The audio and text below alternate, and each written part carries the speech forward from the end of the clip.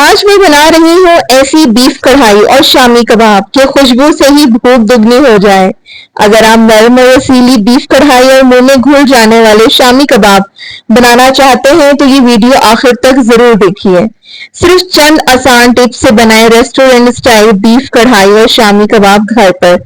मेहमान आने वाले हैं, ये बीफ कढ़ाई और शामी कबाब की रेसिपी सबका दिल जीत लेगी।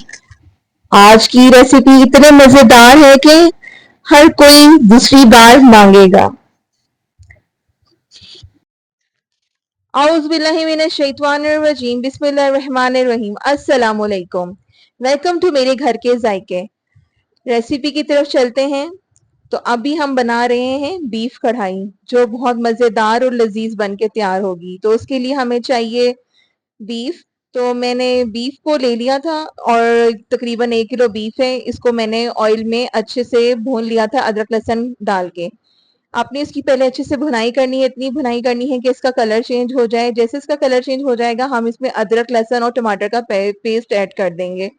और साथ ही इसमें कुछ मसाले जाएंगे जिसमें है नमक, काले मिर्च, भुना कुटा हुआ जीरा, साबुत लाल मिर्चें जिनको मैंने भून के कोट लिया था, गरम मसाला, ये हम सब इसमें डाल देंगे और धनिया पाउडर भी, कसूरी मेथी। इनको हमने डाल के गोश्त को गलने के लिए रख देना है तकरीबन 15 मिनट के लिए। 15 मिनट में हमारा बीफ अच्छे से गल जाएगा। और जैसे ही गल जाएगा हमने इसकी अच्छी से भुनाई कर लेनी है। जैसे ही इसकी भुनाई हो गई है, मैंने चेक किया है, बीफ हमारा बहुत अच्छे से गल चुका है। तो अब इसकी मैंने अच्छे से भुनाई करके इसके अंदर अदरक लहसुन का पेस्ट डाल दिया और बस आप इसको चपाती के साथ मेहमानों को सर्व करें। मजेदार सी बीफ कढ़ाई तैयार है। अब उसी पतीले में मैंने शामी का मसाला रख रही हूँ, जिसमें मैंने तकरीबन 2 किलो गोश्त लिया था बोनलेस, और इसमें मैंने दाल डाल दी थी 2 कप के बराबर। साथ में प्याज, अदरक लहसुन का पेस्ट, और इसमें कुछ खुश्क मसाले जाएंगे जिसके अंदर है नमक, काली मिर्च, धनिया, पुदीना, भुना कुटा हुआ जीरा, धनिया, और साथ में गरम मसाला। आप चाहें तो थोड़ी सी काली मिर्चें भी ऐड कर सकते हैं, लेकिन वो मैं बाद में ऐड करूंगी मसाले की मिक्सिंग करते हुए, क्योंकि मैं इसके अंदर लाल मिर्चें डाल चुकी हूँ, साबुत भी और पाउडर भी। बस हम इसको पकने रख देंगे। आपने इसमें इतना पानी डालना है कि हमारी दाल अच्छे से गल जाए। दाल को मैंने रात को भिगो लिया था, तो ये बहुत अच्छे से सॉफ्ट हो गई थी।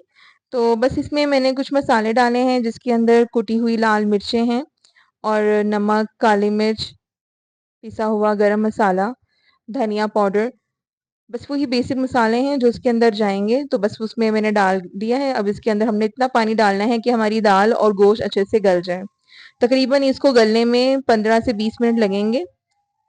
बस जैसे ही ये मेरा गल तैयार हो गया था गल के, तो मैंने इसको चॉपर में पीस लिया था और इसकी मैंने टिक्कियाँ बना ली हैं, और इसको आप फ्रोजन भी कर सकते हैं। Thanks for watching. Allah Hafiz.